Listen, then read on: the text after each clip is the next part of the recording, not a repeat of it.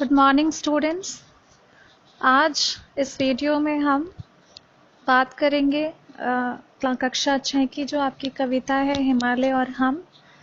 इससे पहली वीडियो में मैंने कक्षा 5 के लिए जो कविता थी उसका भावार्थ आपको समझाया था और इस कविता में हम कक्षा 6 हिमालय और हम जो है उस कविता का भावार्थ करेंगे।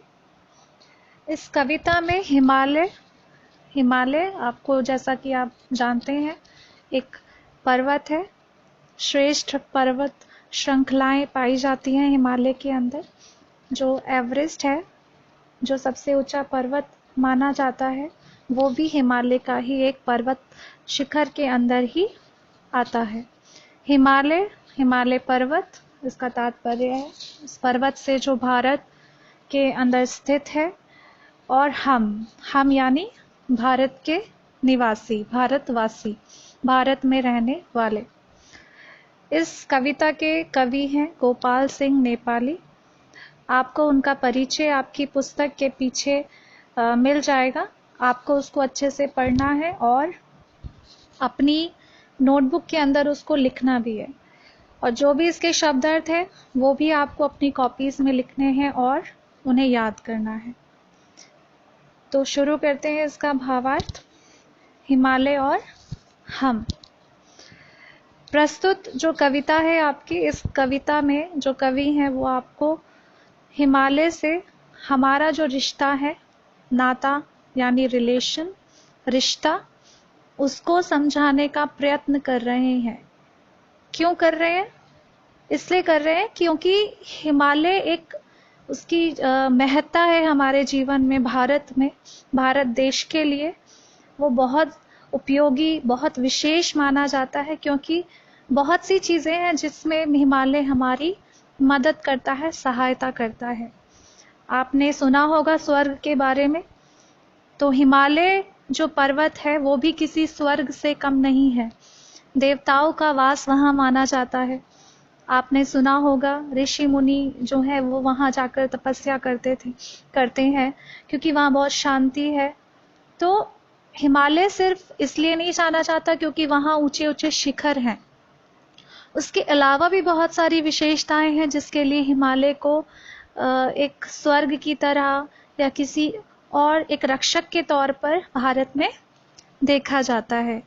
तो जो आपके कवि हैं उन्हीं विशेषताओं को लेकर उन्होंने इस कविता में उसकी विशेषताओं के गुण आपको समझाए हैं कि कैसे हिमालय हमारे लिए उपयोगी है या उसकी क्या विशेषताएं हैं हमारे लिए। तो शुरू करते हैं पहली पंक्ति से, आपकी जो कविता की शुरू की पंक्तियां हैं उनसे। गिरिराज हिमालय से भारत का कुछ ऐसा ही नाता है, इतनी ऊंची इसकी चोटी की सकल धरती का ताज यही, पर्वत पहाड़ से भरी धरा पर केवल पर्वत राज यही, अंबर में सिर पाताल चरण, मन इसका गंगा का बचपन, तन वरण वरण मुख निरावरण, इसकी छाया में जो भी है वह मस्तक नहीं झुकाता है, गिरिराज हिमालय से भारत का कुछ ऐसा ही नाता है। अच्छा, जब आप कविता पढ़ते हो तो आप उसको थोड़ा लयात्मकता के साथ पढ़ते हो, थोड़ा सुर आपका उसमें दिखाई देता है। जैसे आप जब गीत गाते हो तो उसमें सुर आपका होता है, ऐसे ही जब आप कविता पढ़ते हो, उसका गायन करते हो, तो आपकी कविता इसीलिए जाने जाती है क्योंकि उसमें गयात्मकता होती है, लयात्मकता होती है, आरोह अवरोह होते हैं। वहीं दूसरी ओर जब आप कोई कहानी पढ़ते हैं, नाटक या कुछ संस्मरण आपने पढ़ा, तो उसमें ये गुण नहीं होता है। और इसीलिए हम कविता को साहित्य की कौन सी विधा के अंदर उसको रखते हैं? हम इसको रखते हैं पद्य के अंदर। और जो आपके पैराग्राफ्स होते हैं इसके अलावा, जैसे आप गा नहीं सकते हो, नाटक, उपन्यास, कहानी, ये सब आपकी किस में आती है? गद्य विधा के अंदर।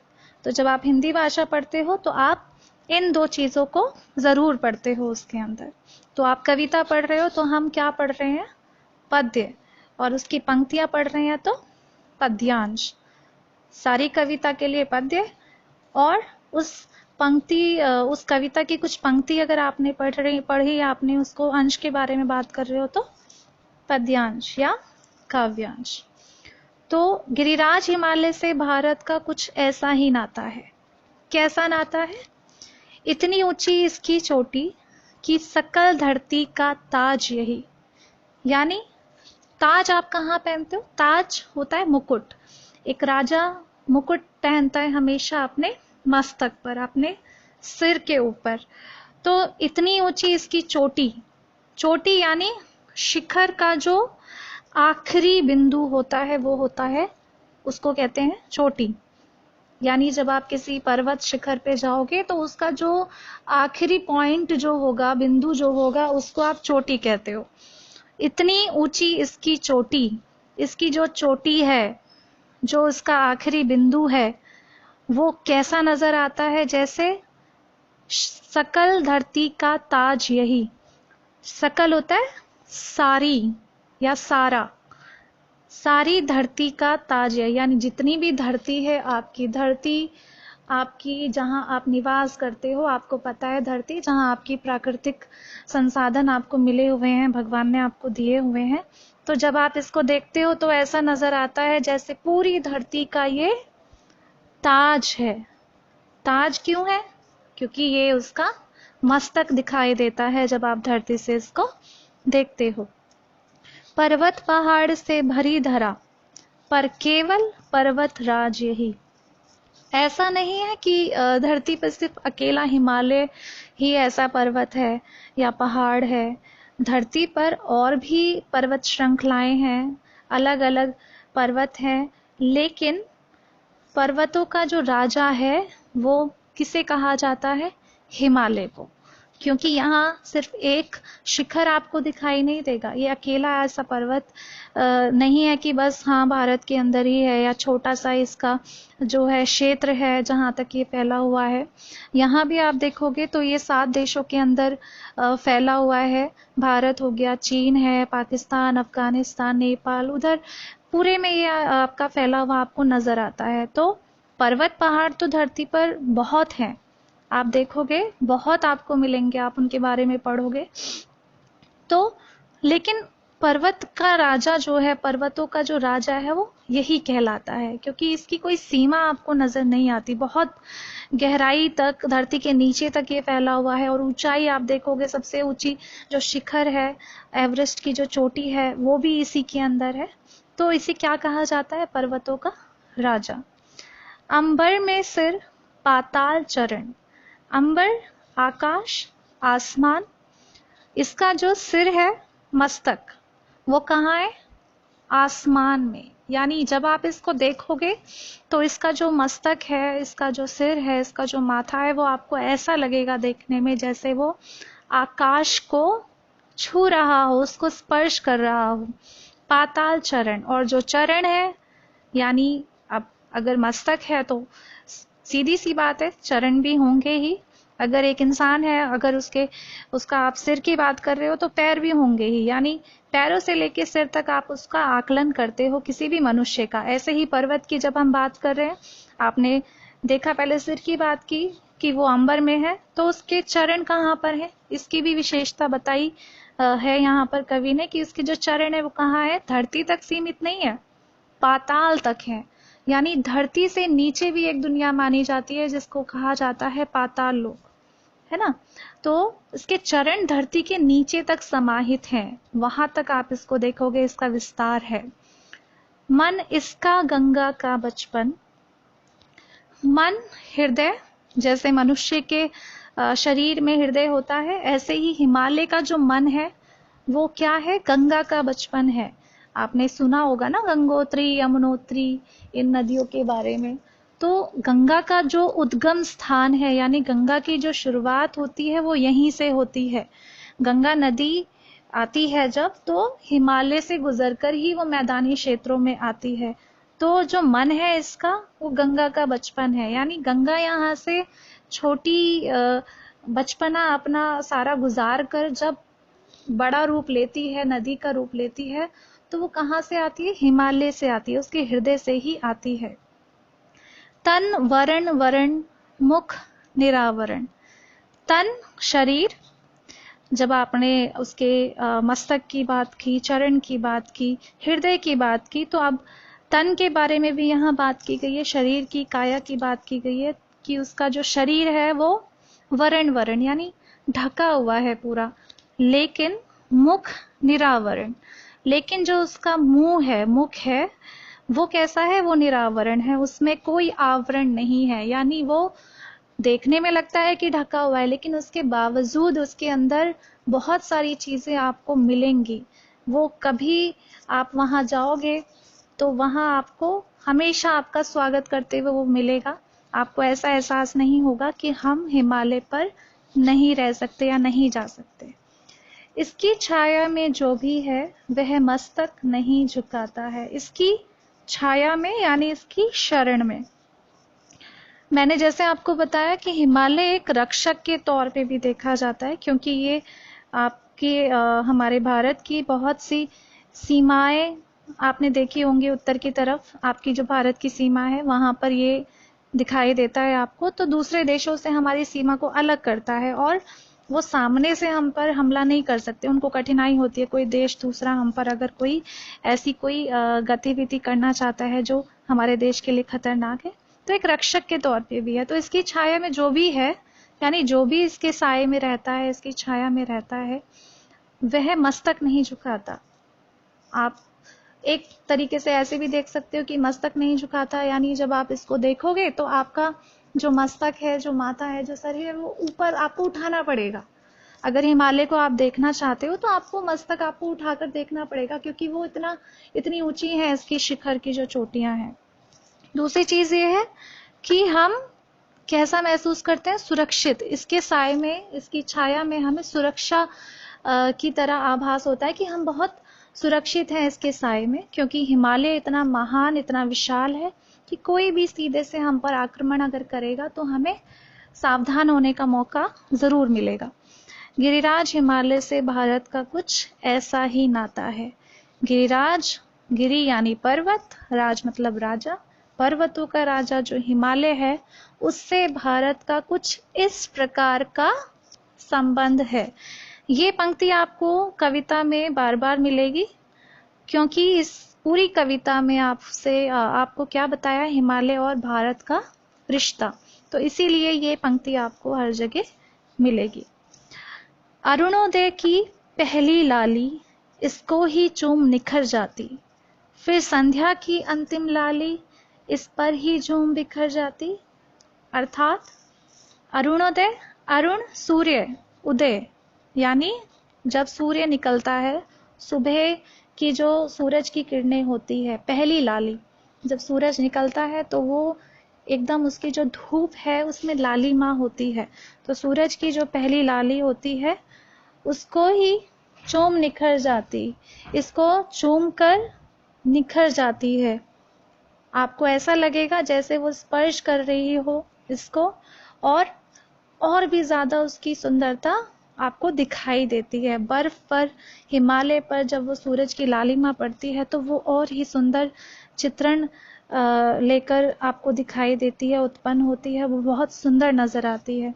फिर संध्या की अंतिम लाली, संध्या शाम, सूर्य अगर उदय हो रहा है तो अस्त भी होता है। जैसा आप जानते हैं, दिन और रात हमारे जीवन का एक ऐसा पहलू है जिसको हम नकार नहीं सकते। अगर सूरज उग रहा है तो वो ढलता भी है। तो फिर संध्या की अंतिम लाली, संध्या शाम, शाम को जब अंतिम किरणें नजर आती हैं, वो भी इसी पर अपने प्रकाश की अंतिम किरणें ऐसी लगती है जैसे बिखेर दी हो सूरज ने, इस पर ही झूम बिखर जाती। झूम मतलब खुशी से बिखर गई हो कोई सूरज की किरणें ऐसी लगती हैं जैसे वो खुशी से बिखर गई हो हिमालय पर्वत के ऊपर। इन शिखरों की माया ऐसी जैसे प्रभात संध्या वैसी। इन शिखरों की माया ऐसी। शिखर आपको मैंने पहले भी बताया कि पहाड़ या पर्वत की जो बिंदु होते हैं उनको कहा जाता है चोटी। शिखर पहाड़ पर्वतों को कहा जाता है। इनकी कैसी है माया? माया यानी आप बोल सकते हो छल, छल के लिए भी प्रयोग किया जाता है। छल क्यों है? क्योंकि यहाँ प्रभात यानी सुबह, संध्या यानी शाम, कि जैसे आपको सुबह नजर आती है वैसे ही आपको शाम भी नजर आती है। आप उन दोनों में अंतर करना हमारे लिए मुश्किल हो जाता है कि ये जो दृश्य हम देख रहे हैं ये सुबह का दृश्य है या शाम का दृश्य है या संध्या आपको नजर आ रही है। आप ये अंतर नहीं कर पाते हो दोनों चीजों में। अमरों को फिर चिंता कैसी? अमरों को यानी उसकी शरण में रहने वाले भारत निवासी, आप सैनिकों के बारे में भी बात की जा सकती है क्योंकि वो हमारी रक्षा के लिए वहां तैनात रहते हैं। तो उनके लिए एक ढाल का काम करता है हिमालय, एक कवच का काम करता है हिमालय, क्योंकि अगर हिमालय ना हो तो शायद जो हमारे विरोधी देश हैं, जो हमें नहीं चाहते हम उन्नति करें, आगे बढ़े, वो शायद हम पर ज़्यादा बुरी तरीके से हमें हानि पहुंचा सकते हैं। लेकिन हिमालय हमारे लिए एक रक्षक के तौर पर बीच में खड़ा रहता है, हमारी रक्षा करता है, जिससे हमें सुरक्षित महसूस होता है। तो अमरों को फिर चिंता कैसी? भारतवासियों को, यहाँ के सैनिकों को, यहाँ जवानों को, अमरों को चिंता करने की फिर क्या जरूरत है? कोई जरूरत नहीं है, क्योंकि वहां हिमालय उनकी सेवा में, उनकी सुरक्षा में खड़ा हुआ है, तैनात। इस धरती का हर लाल खुशी से उदय अस्त अपनाता है, गिरिराज हिमालय से भारत का कुछ ऐसा ही नाता है। इस धरती का हर लाल, लाल यानी पुत्र, इस धरती का हर एक निवासी जो इस भारत में रहता है खुशी से उदय अस्त अपनाता है। उस सूरज के उदय होने को, उसके अस्त होने को अपनाता है। उदय अस्त का मतलब ये भी है हर तरीके की परिस्थिति वहां पर देखने को मिलती है हिमालय में, कि ऐसा नहीं है सिर्फ हमेशा आपको वहां खुशियां या आपको सिर्फ अच्छी परिस्थिति ही देखने को मिलेगी। कठिनाइयां भी बहुत है हिमालय में। सिर्फ आप, ऐसा नहीं कि सिर्फ आपको अच्छी अच्छी वादियां देखने को मिल रही है, वहां जो लोग रह रहे हैं उनके पास कहने को बहुत सारी चीजें हैं, लेकिन उन्हें बहुत सी कठिनाइयों का भी सामना करना पड़ता है। जैसे आप जानते हैं, जब बर्फ पड़ती है वहां पर तो चारों तरफ बर्फ की चादर होती है और वहां पर जीवन यापन करना, अपना जीवन निर्वाह करना मुश्किल हो जाता है। लेकिन इन सारी मुश्किलों के बाद भी, और उदय और अस्त दो शब्द हैं ये आपके, जो आपको दो तरीके से आप समझ सकते हो इसको। एक तो है कि सूरज का उदय होना और अस्त होना, यानी सूर्य उदय होता है तब भी लोग खुश होते हैं, अस्त होता है तब भी उनकी चेहरे पे मुस्कान होती है, क्योंकि दोनों ही एक जैसे नजर आते हैं। दूसरी तरीके से आप कैसे समझ सकते हो? उदय ऐसी परिस्थितियां जो आपके, जो सम परिस्थितियां हैं, और अस्त यानी विषम। अब आप बोलोगे सम और विषम क्या है? सम यानी आपके अनुकूल हैं, आपके अनुसार हैं, जैसी परिस्थितियां आप चाहते हो वैसी हैं आपके जीवन के लिए। आप ये भी कह सकते हो बहुत ही सामान्य भाषा में कि बहुत अच्छी परिस्थितियां जो आपको चाहिए। और अस्त यानी विषम या प्रतिकूल, जिसको आप कह सकते हो, ऐसी परिस्थितियां जो कठिन है, जिनका सामना करने में इंसान को कठिनाइयों का सामना करना पड़ता है, परेशानियां होती हैं उसके जीवन में, अलग अलग समस्याएं उत्पन्न होती हैं, ऐसा लगता है कि कैसे हम इसका सामना करेंगे। लेकिन इन सारी चीजों के होते हुए भी इस धरती का हर लाल, हर पुत्र, हर भारतवासी इन सारी परिस्थितियों का, चाहे वो अच्छी हैं या बुरी, उनको खुशी खुशी अपनाता है। गिरिराज हिमालय से भारत का कुछ ऐसा ही नाता है। हिमालय से भारत का, भारत के वासियों का इस प्रकार का कुछ संबंध है। हर संध्या को इसकी छाया सागर सी लंबी होती है, हर सुबह वही फिर। आप देखोगे कि इसके अंदर आपको भारत के वासियों और हिमालय के रिश्ते के बारे में बात की गई है। तो यहाँ पर हर संध्या को इसकी छाया सागर सी लंबी होती है, हर सुबह वही फिर गंगा की चादर सी लंबी होती है। हर संध्या को इसकी छाया, जब सूरज ढल रहा है तो क्या होता है? वो छिप रहा है, यानी नीचे जा रहा है।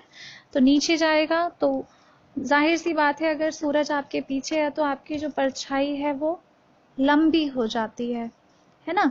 तो जब संध्या होती है तो हिमालय, क्योंकि एक विशाल पर्वत है, तो उसकी छाया कैसी नजर आती है, जैसे सागर है। सागर समुद्र को आप देखोगे तो वो भी दूर दूर तक आपको उसका किनारा नजर नहीं आता। ऐसे ही जब शाम होती है तो इसकी जो छाया है वो बहुत लंबी देखने में प्रतीत होती है। हर सुबह वही फिर गंगा की चादर सी लंबी होती है, और आप सुबह देखोगे तो बर्फ वहां पर होती है, और गंगा नदी जैसे आपकी बहती हुई वहां से नजर आ रही है, सफेद एकदम शुद्ध पवित्र, जिसमें कोई गंदगी नहीं है। तो जब आप सुबह देखते हो तो आपको गंगा की चादर सी, गंगा नदी की एक चादर बिछी हुई हो, जैसे चादर, सफेद चादर, सफेद और शुद्ध, जिस पवित्रता की जो प्रतीक है हमारी गंगा नदी। गंगा की असलियत जो है, पवित्रता, असली पवित्रता जो आपको देखने को मिलेगी वो आपको हिमालय में ही देखने को मिलेगी, क्योंकि वहां तक मनुष्य की पहुंच थोड़ी सी कमजोर पड़ जाती है। तो गंगा की जो चादर है, ऐसा लगता है कि गंगा नदी की कोई चादर बिछा दी गई हो, और ऐसी चादर जो बहुत लंबी है।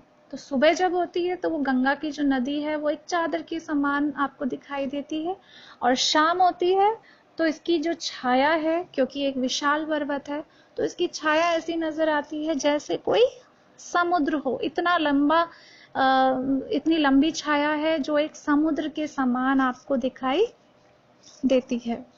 अच्छा, इस वीडियो में सिर्फ मैं आपको यहाँ तक आज कराऊंगी, क्योंकि इसके बाद ये जो 2 पंक्तियां हैं आपकी इस पृष्ठ के ऊपर, इसकी छाया में रंग गहरा, यहाँ से मैं आपको दूसरी वीडियो में समझाऊंगी। ओके, क्योंकि एक वीडियो में अगर मैं इसको समझाती हूँ तो लगभग ये 40 से 50 मिनट की वीडियो बैठेगी आपकी, जो बहुत ज़्यादा मुझे लगता है लंबी हो जाएगी।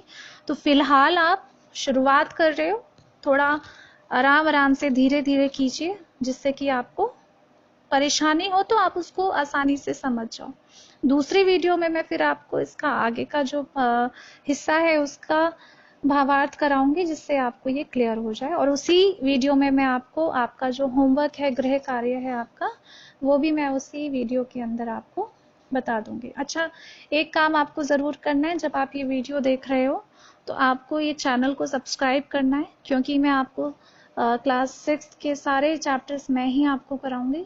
तो आपको सब्सक्राइब करना है इस चैनल को, जिससे कि मैं जब भी कोई वीडियो अगर अपलोड करती हूँ तो आपको उसका नोटिफिकेशन ज़रूर मिल जाए।